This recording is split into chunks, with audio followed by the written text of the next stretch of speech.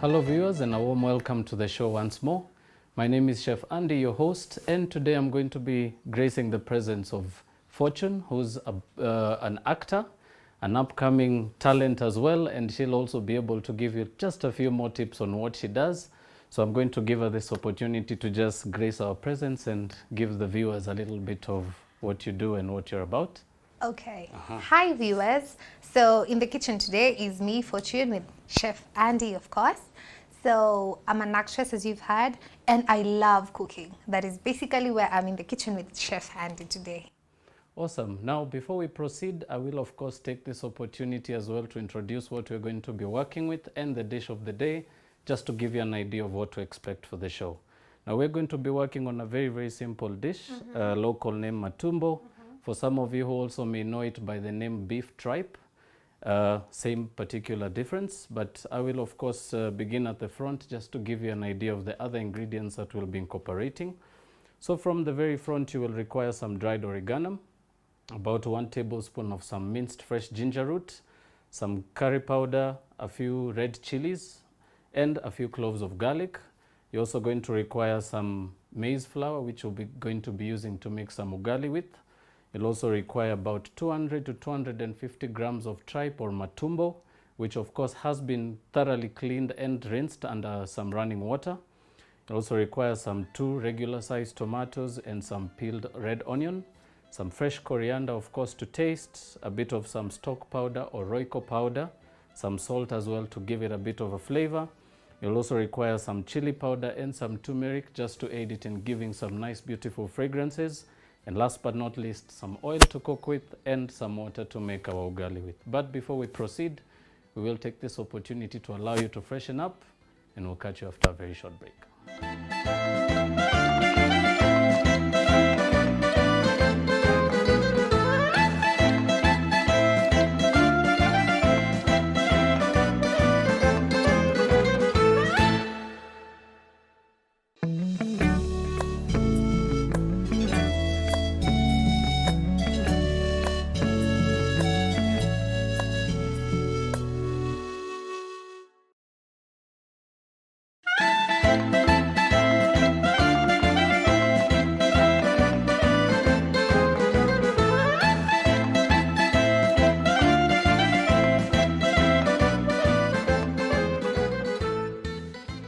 Welcome back viewers. If you're just tuning in and you missed out the introduction to the show today, we're going to be going very simple and local with some matumbo and ugali. I know for some of you this is pretty much not one of the best alternatives to substituting beef or chicken in your own homes, but I will also emphasize the beautiful aspects of eating tripe. For one, it actually is very, very low in cholesterol. It's also very, very good and handy, especially when you're building a bit of roughage and a bit of energy in your system. And another thing is it's also cost effective, which means you can actually be able to get it at a much less cost than any particular cuts of beef or chicken or fish. Now, as we begin the very simple process, we're going to begin by boiling some water for our ugali. So I'm just going to pour some water into our pot of choice.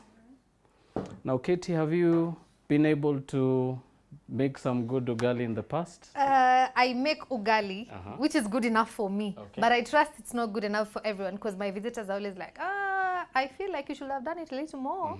Yeah. Okay, now for that reason, we're actually going to go a little different with it today. I'm going to be showing you how to incorporate a bit of the use of a bit of aluminum foil.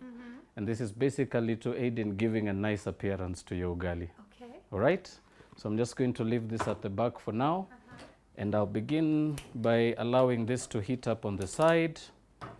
And while that continues, I'm of course going to give you the opportunity to do a bit of chopping for us.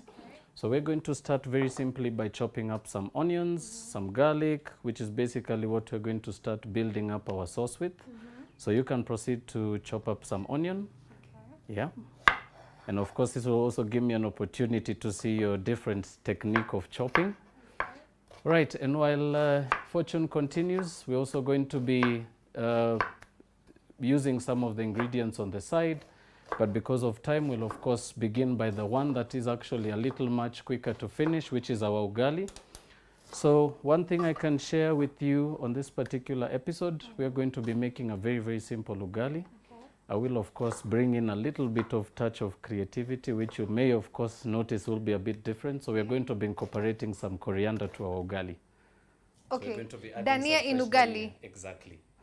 Okay. Which is a bit different. I know you haven't seen it before. I haven't. Now, this particular technique I learned while working with a few Asian communities in Kenya.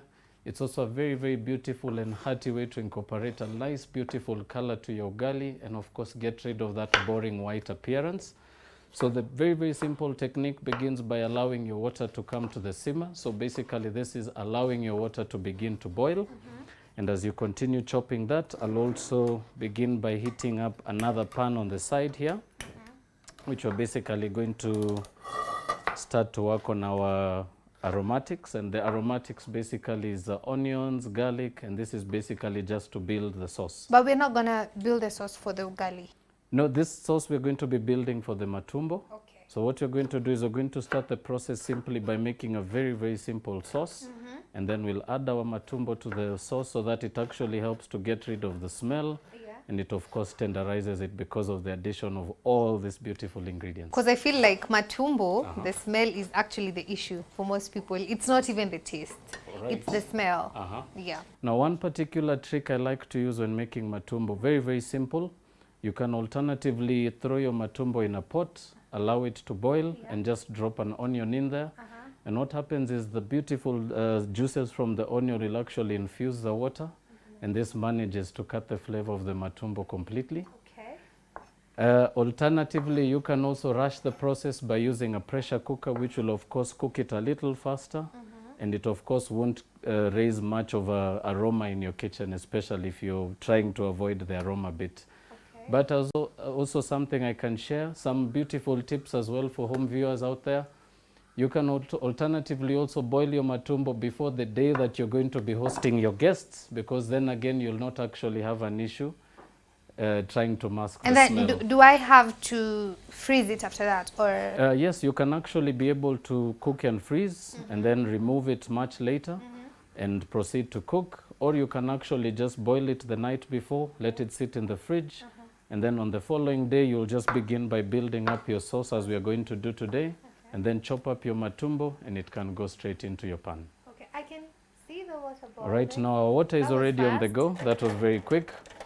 Now Is there very, a very... particular way I'm supposed to dice the potatoes? Or sorry, the tomatoes. No, no, no. I'll allow you to just cut it nice and chunky. Okay. Remember, I'm actually going to allow you to bring a bit of your creativity to the dish today. Okay. And all I'm going to do for this particular episode is I'm only going to aid you in turning your version of cooking into a tasty, appreciative, and more attractive version. Yeah? Okay. Cool. All right, so we're going to begin our ugali process very simply by adding our maize flour to our boiling water. And you can proceed to do this, or proceed to break down the lumps of your maize flour very simply by working your wooden spoon in one direction, continue to turn back and forth. Very important to also mention to always regulate your heat as well, because you will notice that your ugali may start to bubble and the little specks of water may actually burn your hands. It happens a lot. It happens a lot, yeah? So one particular trick I like to use, especially if you're trying to control that, you can also alternatively slide your pan on and off the heat. And this is basically going to allow the temperature of the water to reduce very, very little, just by a little bit. And it'll actually not bubble as it normally would. So you can actually slide it back and forth from your heat source, and it'll actually make it much easier. Okay, when I was learning to make ugali sometime back at home, I actually turned off the fire. And my mom was like, no, the ugali is going to get an airlock. And I didn't really understand what an airlock is. Now, basically what happens, especially when you're making ugali, remember this is a particular starch that you're cooking, so you actually need to make sure that the heat source is actually constant right through. There's also the bit of process that the ugali does change in consistency. Remember, it moves from its powder form into hot water. Okay. And what happens is that the starch continues to cook, your ugali continues to build up. So that particular pressure that particular airlock she was talking about is basically that phase where you don't cook your starch right through completely, and what happens is sometimes you get a very soft ugali on the inside and it doesn't make sense with lumps. So very important to always begin by mixing very, very thoroughly at the beginning stages. And this will basically, of course, allow for the lumps to disappear, allows for an even spread of flour and water in your mixture. And what happens is you manage to get a nice, beautiful texture to your ugali, which means by the time you slice it, you should actually have a nice, beautiful consistency to it. Okay. I feel like this pan is already heated. Right, so you can grab some oil on your side there. And you can add about a tablespoon of some oil to our pot. So you can just pour it in. Yeah, just go for it. Keep going. That's perfect. That's okay? Yep. Okay. All right, now you can begin the process by adding your onions first.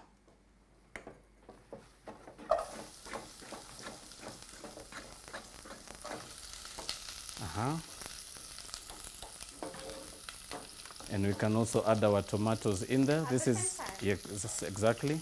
So this is basically to allow for our tomatoes to begin to break down the juices. Remember, you're also making a nice curry-like sauce. So what happens is when you add your tomatoes earlier, they begin to release water much faster, and the texture of the tomatoes changes a little faster. Yeah. No problem, no problem. Now, yes, here we go. All right, so basically, you can continue to mix it through.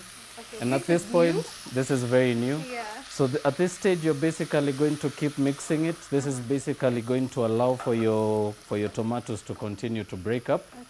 And while you do so, I'm just going to rinse out our board very quickly. This is new. We are usually used to cooking the onions first, and then you put the tomatoes. So now one particular thing I could share with you, mainly and especially when making a very light or more like a gravy kind of a sauce. What happens is when you add your ingredients much earlier in advance, it also gives you quite a bit of time for them to cook under low heat, and they actually begin to ooze out the water that is in the tomatoes. And this is basically what's going to create that beautiful texture in your sauce. Right, so do we need to cover it? No. We are just going to keep mixing it as it is. And while you do so, I'm also going to chop up some coriander. How is it going on this other end? So we're going to now infuse it with a bit of the coriander that I mentioned to you. That is really fast. That is really fast. Thank you very much. Right, so very simply proceed to add about 2 tablespoons of some fresh coriander into your ugali mixture. And as you can see, the ugali hasn't pretty much set, so it's very easy to mix at this stage. So all you're going to do is proceed to fold in as you continue. Should I be preparing something else? No, you can continue to mix that, but we'll pretty much raise the heat just a little bit, just to rush the process. And I also wanted to find out, are you constantly maybe a fan of using aluminium when cooking? No. Or foil paper? We only use that when you're covering food at home so that it doesn't get cold. Well, that is what we do, right? it's actually a good thing to be able to use. But another thing, remember, aluminium does have a bit of tin in it, which of course gives it the advantage to actually be able to cook ingredients. So it's actually a very good addition, especially if you're going to be maybe cooking a dish a little further. So for instance, if you're roasting meat, maybe you're grilling meat on the weekend, you can actually cook your meat maybe almost close to done and cover it in aluminium.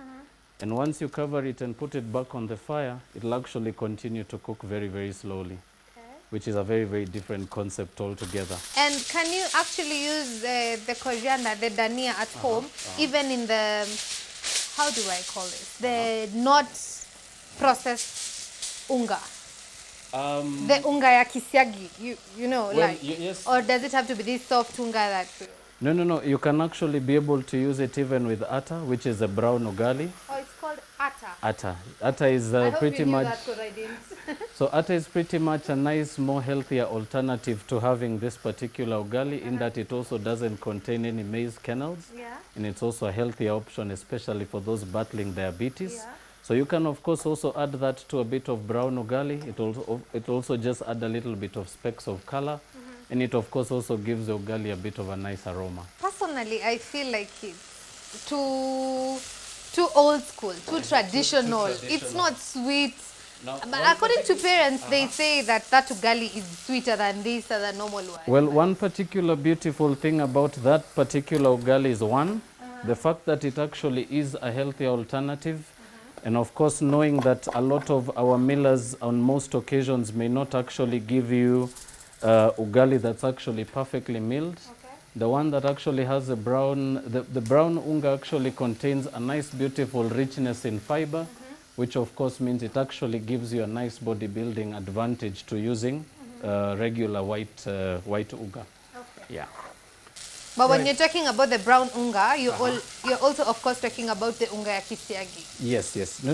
Unga ya kisiagi, of course, that particular term, for those of you who are watching, this particularly means the maize flour that you actually grind on your own. So this is maize that you'll actually dry on your own. Yes. And take it all the way to the posho mill and grind it. Yeah. So this particular technique can work for any particular recipe for the ugali. The only difference that will arise in this particular recipe may be that you may actually use more water than the refined one, because it will actually call for a bit more water. Right. So one thing you'll only remember is to make sure that you have quite a bit of water. Right, now we are going to add, we are going to add just a little bit of water. Water? Yes. Now one good addition of water is that it's actually going to help to clean out the pot. So what happens is the little bit of steam will actually be able to get all that beautiful flavor from the sides of the pot, rinsing it nicely and making it also easier for you to bring all the ingredients back to the base. Okay. All right, so while that continues, we're going to finish off our ugali. You mean it's already ready? No, this is not ready. So what you're going to do basically is you're just going to mold it slightly with a bit of aluminium foil. And you can also press it from the edges. So this is basically trying to press it into one consistent mixture. And this is one also good advantage to using foil, in that it's actually malleable, so you can bend it as much as you like. So what we are going to do is pretty much continue to mold that, of course always pressing everything towards the center. And basically you're going to be looking at almost a cylindrical shape before you begin to roll that out. So very, very simple. As you finish this off, you're going to pretty much proceed to cover your piece of ugali with a bit of the aluminium. But what if you're making a very big ugali? Well, this of course may be a little harder if you're making it in bulk, but of course if you're making it... Well, if it's a family meal, of course, if you're looking at... And you can actually be able to roll out the foil and make a nice, long, bigger piece. But I would say if you're going to be making this for a big party of maybe 10 and above, it actually may be harder. Okay. So you can, of course, still make your ugali as you regularly would by molding it into almost a cake shape and serve it immediately. Yeah. But if, of course, you're looking at impressing your hubby or your boyfriend or maybe a Or my close friend dad. or your dad, you can actually be able to do this, and it actually looks nicer on the plate. It also gives them a little bit of, it creates that oomph in your dish. It actually gets someone really enticed and really looking forward to trying your... To this well-shaped ugali. Exactly. With green pieces of something they don't really know until they eat it. Until they taste it, yes. All right, so once you pretty much... This, you're going to keep stirring it. Okay. So as you finish off, you can see it'll pretty much form almost a cylindrical shape. So what I'm going to do is basically almost tuck it in from the front. So basically just... As you pull back, you're just pretty much tucking this flap of the foil right underneath your ugali. And all you're going to do now is roll it forward, give it a bit of a shape by rolling it on the board. And once that's done, all you need to do is just twist the edges. And what this manages to do is actually help it to actually really, really hold shape.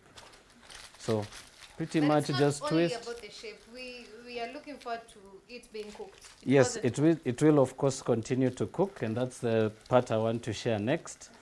Now once that is beautifully rolled up like we've done, just give it a bit of a roll, give it a bit of a shape, and you can actually be able to leave that right next to the pot that you're cooking with, and it's actually going to continue cooking while in the aluminium. Okay. Yeah, simple as that. You're gonna turn it. Yeah, and you just keep turning it around. Also, another tip I could share, you can actually be able to do the same thing even on a barbecue. So you can actually be able to grill ugali. Oh. Yeah, That is very new. that is very new, yeah? I'm gonna make people grilled ugali tonight. Perfect. Now, as we continue, I'll of course now proceed to add the rest of the ingredients that we're going to be working with. So I'm going to begin by chopping up some garlic. We look like we're gonna add some little bit of water. No. Now at this stage, we're actually going to allow the mixture to dry because we're going to be adding our spices to it. Okay. We really want them to really get that bit of kick in the pan. So this is particularly where we are going to allow the mixture to dry up a little bit before adding everything else. So to that, I'll give you your curry powder first. I should put all of it. Yeah, you can go with all of that. Okay. So we're using about a teaspoon of curry powder for this recipe. Okay. And then next up, you're going to add your oregano. Also about a teaspoon. My what? Dried oregano. You guys had that, right? This is a very, very simple herb that you can be able to purchase at your retail stores. You'll actually be able to find it in very, very many supermarkets locally. And if, of course, you can't be able to find it, you can also be able to find it fresh, especially if you're looking at more of the organic and high-end markets. Okay. All right, so to that, we are going to add our garlic. Nice. Has a very nice aroma, yeah? Right, so to that, I'm going to just chop up some garlic cloves, about 4 to 5 pieces. But we already have this other one. No, this is a ginger. So we're going to be adding some chopped garlic. So this I've just chopped very, very roughly because it's still going to continue to cook down. Right, as you mix, you'll of course begin to get the flavors coming up. Yeah. Next, we're going to add our tablespoon of some minced ginger root. Very, very It simple. looks very pretty in here. Looks very different, yeah? Yeah, very pretty too. Right, now garlic is in, ginger is in. You'll of course now begin to notice it's going to pretty much start to form into a chunk. Yes. Now at this stage, we'll add a little bit more water once more. Okay. And what happens is water also helps in breaking down the texture of ingredients. So one particular tip I'll also share with you when cooking or making a sauce, Yeah. be sure to add little amounts of water. That way you don't actually boil the mixture to bits. The water actually just helps to pretty much allow for the seasoning that you added to spread into the mixture. Okay. And of course also balance the flavors. And of course, as you continue to cook, you'll just keep turning the ugali, and you can our grilled ugali.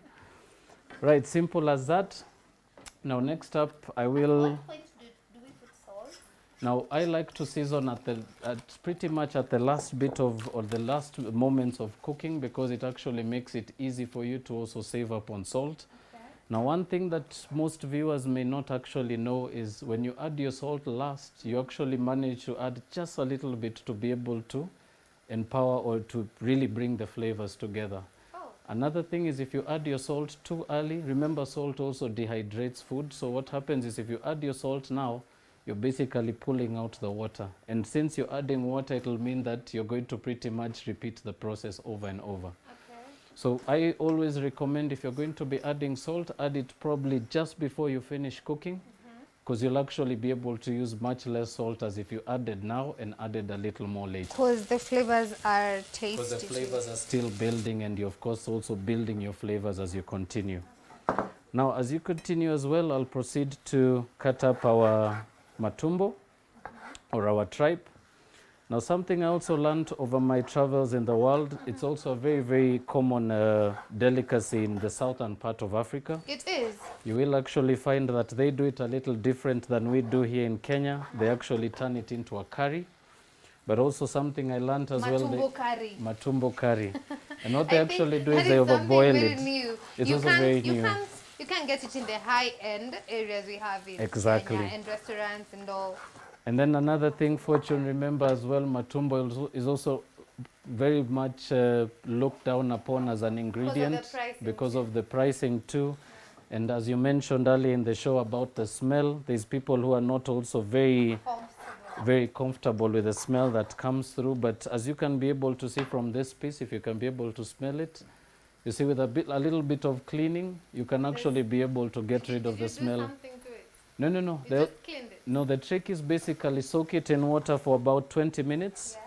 Work your hands around it by, of course, rubbing with your fingertips. Pour the water out, pour fresh water in, and keep repeating the process. So what happens is, as it sits in the water, the smell actually loses its potency to the water. And what happens is, as you continue to soak it, just like you do with clothes, you know, the more you soak, the quicker the stains come off. So it's basically the same technique with the matumbo. Just work with your hands, pour the water out, keep adding water, allow it to sit, and the smell will come out after about 4 or 5 washes. But then again, Andy, I can only see this outside part of the matumbo. Do we also have the... Now, you know, matumbo does come in about 3 different varieties. You can be able to find... Yeah, you can tell lamb matumbo, which of course comes from the goat. You also get the beef matumbo, which comes from the cow. And what happens is you do get 2 varieties of matumbo. You can get one that's actually the inside lining of the pancreas. Or one that's... Now this particular variety is the inside lining of the pancreas. But you do get another variety that's the inside of the stomach, which is a little more paler and more white. So there's one that comes from the stomach and one that comes from the pancreas. So you'll be able to tell very simply that the pancreas one looks a little hairy. The one that comes from the stomach looks normally very pale and white. So that's the only difference that you need to watch out for. But they do, of course, carry the same amount of nutrient in them. And you can be able to still purchase each cut for the same price. We're getting like burns on the end. Should we reduce the fire or we're good? Now what we're going to do now is we're going to add our matumbo to the pan while it's still dry. Because it's getting a little bit chunky in here. Nice, and that's what we're looking for. So we're going to add our matumbo now. Remember what happens is your matumbo does contain a lot of fat as well. So now as you continue to cook, you will actually realize that the texture will continue to change as you cook. So we're going to allow that to continue to fry in the mixture for about a minute. And this basically just allows for you to get the flavors to really come through into your matumbo. And of course, right at the end of the 1st or 2nd minute, you're proceeding to add a bit of water as well. And there's this misconception, or is it a myth, that you're supposed to boil matumbo before you cook it because it gets a little bit hard, especially when you're making a family meal. The younger ones will not be able to chew it well enough. So how come you didn't boil ours? Now, one particular thing I wanted to share with you on this recipe is, especially if you're going to be making a sauce that has a mixture of ingredients such as tomatoes and onions, the juices that are contained in these ingredients will actually aid in making the matumbo tender. So you will actually realize by cooking it this way, and of course you're also cooking it on low heat, this will pretty much allow for the matumbo to tenderize very, very slowly. So remember the fact that you're also cooking it for a longer period and on low heat. You don't actually stress your meat, and what happens is it actually continues to tenderize as you cook. So that's the pointer that you are looking for. You don't actually have to boil it. But remember, you can, of course, make sure to clean it. If you're going to be making it in this way, be sure to clean it thoroughly, because then again, you also have to make sure that it's very, very clean before adding it in here, because it's not also sterilized. So also another pointer to share, if you're going to be making matumbo for yourself or your family, always ensure to get it as from the freshest vendor that you may be able to find it from. And if of course it has any different coloring or a smell that is not of course very affirmative to you, please be sure to not buy it and look around and probably find a better vendor, because sometimes it's also hard to be able to tell how fresh your matumbo is. So normally you'll realize fresh matumbo doesn't really stink. But matumbo that's actually overstayed its period will continue to build an aroma. When you put it that way, it looks like we usually buy stale matumbo. No, what happens is the cleaning process is what really ruins the expectation for the matumbo. So what happens is if your vendor doesn't take good time in cleaning it, it'll actually carry the smell as it continues to sit on the shelf. Right, now we're going to season that very, very lightly with a bit of some stock powder. That's And you can be Royco. able to use Royco. Royco is a good alternative to this. And now as we continue to work on this dish, we're going to allow for you to take your first break of the show. And of course, we're going to take some time and reassemble our station. But when we do come back, I will take you to the last and final part of the recipe, which is the addition of the last few ingredients. And I'll also give you some very, very simple serving suggestions. So please don't touch that dial. We'll be right back.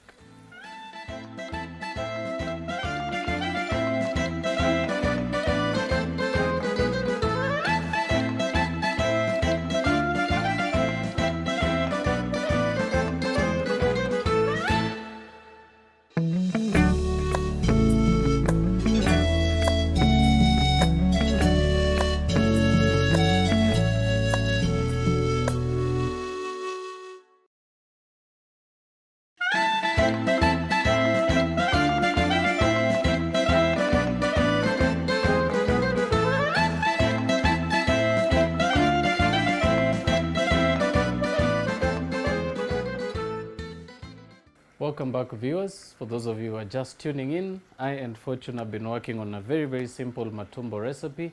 But do remember, if you missed out on this or any other episodes on this particular show, you can always recap through our YouTube page. That's BrandPlus TV Kenya. And you can be able to catch up on this and many more beautiful recipes that you and your family can try at home. Now, our Matumbo is almost done. We're only going to incorporate a few of our last very few ingredients. So Fortune, you can begin by adding just a teaspoon of some chili powder. Okay. This is if preferable. If preferable, yeah. But if you're making a meal for babies, you can't. Yes, of course, if you're going to be making this for kids, you can alternatively avoid adding this at this particular stage and pretty much maybe serve your chilies on the side. Then you can also add about half a teaspoon of, about half a teaspoon of that. So now we've just added some chili powder to give it a bit of a kick. We've also added some turmeric, which will of course give it a nice, beautiful appearance in color. But before we proceed, I will of course show you the ugali that we were working on earlier. Our grilled ugali, remember. So very simply, we're going to just roll that out. And as you can see, Unona, it's pretty much has a bit of streaky brownness on the outside. It looks like ugali choma. Exactly. So very, very simple technique of making or serving ugali at home. And of course, as I said, if you're looking at ways of showing off to maybe guests that you're hosting, this is a very, very good technique you can go with. So we'll begin plating the ugali by first slicing off the end. And as I wanted to show you, you can see the texture of the ugali. Yes. It's not wet at all, it's fully cooked. Yeah. And you can actually give it a press by hand and just give it a feel and Should feel I if... hit it on the wall? Like No, you don't need to hit it on the wall. What I normally say is you can just press it on your fingers and release. And as you can see, it actually comes out very easily. Oh, yeah. Remember, if it wasn't cooked, it should actually stick to your fingers completely and you'd not be able to mold it by hand. Yes. Right, so simple as that. Now you have a new technique of doing your ugali. My Your grilled ugali. And now all you're going to do at this stage is slice that into about 3 or 4 pieces. And we're going to just go straight on to plating. So I'm just going to lay those right over the front of the plate. And you can see a nice beautiful color coming through there. Yeah. And we're just going to reserve this at the back here. Right. Now next up, we're going to of course give the very beautiful Matumbo dish a bit of a finish. And one particular beautiful ingredient to always work with is a bit of coriander. So we're going to begin by just chopping off the stems first, and we'll get rid of those. And proceed to just chop your coriander very, very finely. Okay. So the technique you are looking at is a very, very simple one. Just involves having your fingertips almost at the front, and you just allow your knife to slide through the front. So you pretty much make it so much easier to chop even without looking. Wow. Simple as that. And proceed to finish off chopping all the way to the very end. Now one particular good thing about coriander Always gives a nice beautiful balance to any sauces, soups, or even curries. Also brings a nice fresh color appearance to it. As you can see, it gives it a nice beautiful rich greenness. In as much as it has a health factor, of And course. exactly. The presentation is really... And you see the difference in adding a bit of color and a bit of some herbs, Yes. especially the fresh kind. Yeah. So simple as that. And of course, just to finish this very simple dish, I like to season mine right towards the end. And you can just proceed to give that a quick mix. And yes.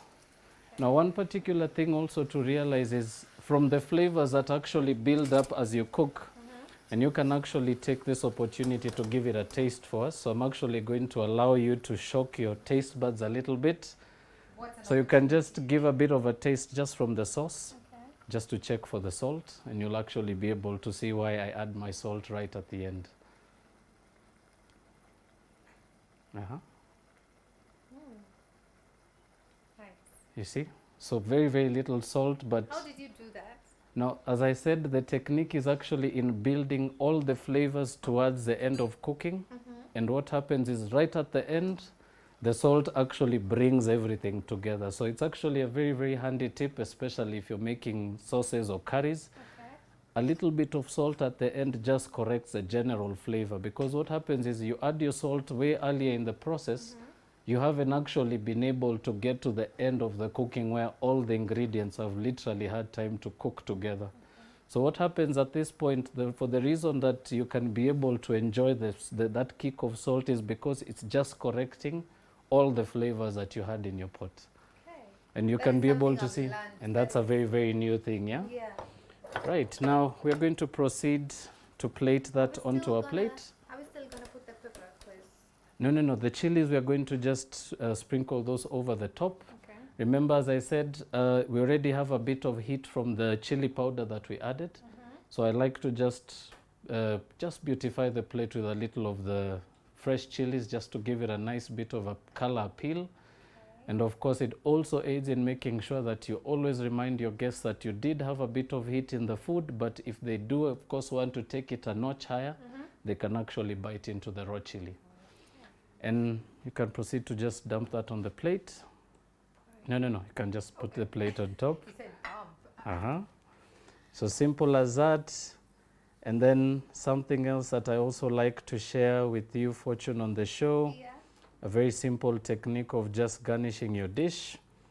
I like to just use maybe a piece of a chili and a bit of some coriander. Okay. So I'm just going to place those right over the top, and your dish is done. I made this. We made this, and it is really, really tasty. So if you guys could try it at home, it could be a good thing to do. Well, I do hope viewers took time in taking a bit of notes today, and I hope they learned something. I hope you'll also be able to take this to your home kitchen and show it off to a few of you. Grilled ugali tonight. You're making grilled ugali tonight. Yes. Right, so viewers, we've of course come to the last and final part of the show, where I will of course thank you once again for tuning in with us this far. I do of course also want to thank the beautiful Fortune for joining us on the show today. Fortune, it's been a pleasure having you on the show. I hope you managed to pick a few tricks now you can be able to show off out there. A lot of tricks. Perfect.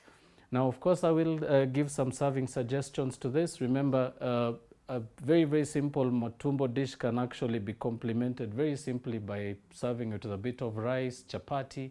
Any particular starch of choice will go very, very well with this.